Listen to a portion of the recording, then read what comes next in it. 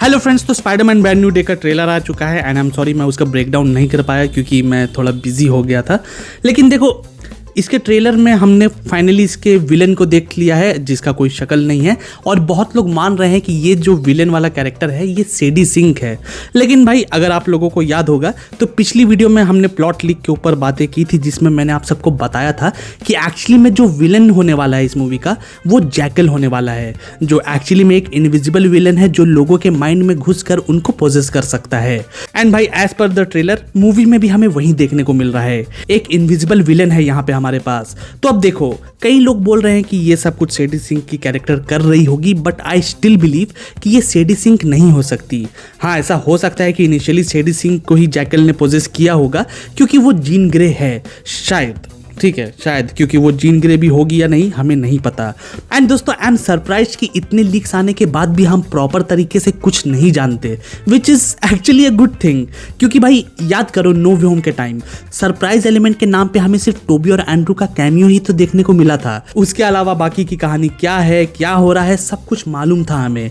But this time we have so much limited knowledge about this. क्या Sadie Sink ही Jean Grey है, हम नहीं जानते। क्या सेडी सिंक ही मिस्टीरियस विलन है, that is also not confirmed.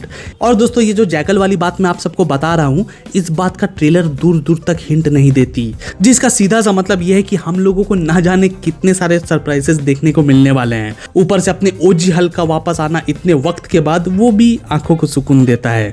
Hulk की भी अपनी एक स्टोरी लाइन यहाँ पे चलेगी, क्योंकि यार याद करो, इस सीन में हल्क बनने से पहले जब पिछली बार वो अपने ओरिजिनल फॉर्म में था एवेंजर्स इन्फिनिटी वॉर के अंदर, तो बेचारा बहुत ज्यादा पीटा था और उस चीज का गुस्सा, वो आग आज भी उसके अंदर कहीं ना कहीं होगा ही। लेकिन फिलहाल स्पाइडरमैन की ही बात करें तो देखो, एक तरफ तो पीटर के पावर्स म्यूटेट कर रहे हैं जिसके कारण स्कॉर्पियो को उसने कुत्ते की तरह धो दिया, क्योंकि भाई Spiderman is actually very powerful.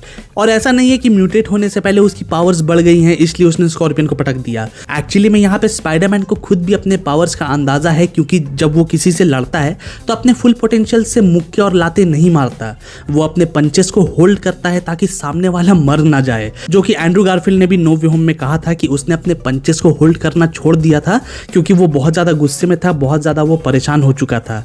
लेकिन देखो, अब इस म्यूटेशन के चलते पीटर के पावर्स इतने ज्यादा एनहेंस हो चुके हैं कि शुरुआत में वो खुद पर कंट्रोल नहीं कर पा रहा। और यार ऐसा नहीं है कि यहाँ पे जब उसने स्कॉर्पियन को पटका तो उसने बहुत ज्यादा स्ट्रेंथ का यूज किया, उसने उतने ही स्ट्रेंथ का यूज किया होगा जितना वो हमेशा करता है, हल्के स्ट्रेंथ का ही यूज किया होगा। लेकिन अब क्योंकि पावर्स एनहेंस हो चुके हैं तो वो भी अब हार्ड पंचेस में कन्वर्ट हो चुकी हैं, क्योंकि उसकी स्ट्रेंथ ज़्यादा हो चुकी है और इसलिए उसे और भी हल्के स्ट्रेंथ के साथ लड़ना होगा ताकि सामने वाला मर ना जाए। Isn't it amazing guys? लेकिन हाँ, इस वाले सीन को देखकर हम ये कह सकते हैं कि फाइनली उसने खुद पे कंट्रोल कर लिया है। और भाई, जिस तरीके की वेबिंग का इस्तेमाल यहाँ पे हुआ है, ये तो ऐसा लग रहा है कि सिर्फ उसके हाथों से नहीं बल्कि पूरे शरीर से ही वेबिंग्स निकल रही हैं। एंड दोस्तों, जानते हो अमेजिंग बात क्या है? इस बात का हिंट नो वे होम में ही दे दिया गया था। याद है वो नो वे होम का सीन जहाँ पे तीनों स्पाइडरमैन आपस में बात कर रहे होते हैं और टॉम हॉलैंड टोबी मैगवायर से कहता है, अच्छा, तो ये सिर्फ तुम्हारी कलाई से निकलता है या बॉडी में कहीं से भी निकल जाता है? नहीं, सिर्फ कलाई से निकलता है यार। तो क्या यार इस बात का हिंट नो वे होम में ही दे दिया गया था कि आगे जाकर टॉम हॉलैंड को भी ऑर्गेनिक वेबिंग्स मिलेंगी और वो ऑर्गेनिक वेबिंग सिर्फ उसके कलाई से नहीं बल्कि पूरे शरीर से निकलेगी? आई थिंक कि ये हिंट देने की कोशिश की गई थी लेकिन हम लोग समझ नहीं पाए थे। बाकी दोस्तों, टेक के मामले में भी मूवी पीछे नहीं रहेगी क्योंकि पीटर ने अपना खुद का एक एआई बना लिया है जिससे वो अदृश्य विलन की बॉडी को स्विच करते हुए नोटिस कर सकता है। तो हाँ, ये जो जैकल है या फिर जो भी विलन है, अभी मैं भी कंफर्म नहीं हूँ, लेकिन ये जो विलन अलग अलग बॉडी स्विच कर रहा है तो उसे पकड़ने के लिए, उसे नोटिस करने के लिए पीटर ने एक ऐसा एआई बना लिया है कि जब वो बॉडीज को स्विच करे तो पीटर उसे आसानी से देख सके, जो कि इस सीन में हम लोग नोटिस भी कर सकते हैं। एंड दोस्तों, आई थिंक ये जो एआई उसने बनाया है उसने उसे अपने स्पाइडर सेंस के साथ मर्ज किया हुआ है and that's why he is able to sense कि जब भी विलन बॉडीज को स्विच कर रहा है।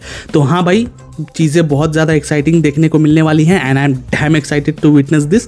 और हाँ, फैन फिक्शन लिख रहा हूँ मैं, जल्द ही रिलीज़ कर दूंगा, तो काम ज़ोरों शोरों से चल रहा है एंड आई होप कि वो फैन फिक्शन आप लोगों को पसंद आए। तो चलो यार, बस आज के लिए इतना ही। अगर आपको ये वीडियो पसंद आई हो तो जाने से पहले वीडियो को लाइक और चैनल को सब्सक्राइब भी ज़रूर कर देना। तो चलो मिलते हैं अगली वीडियो में, तब तक के लिए गुड बाय, टेक केयर।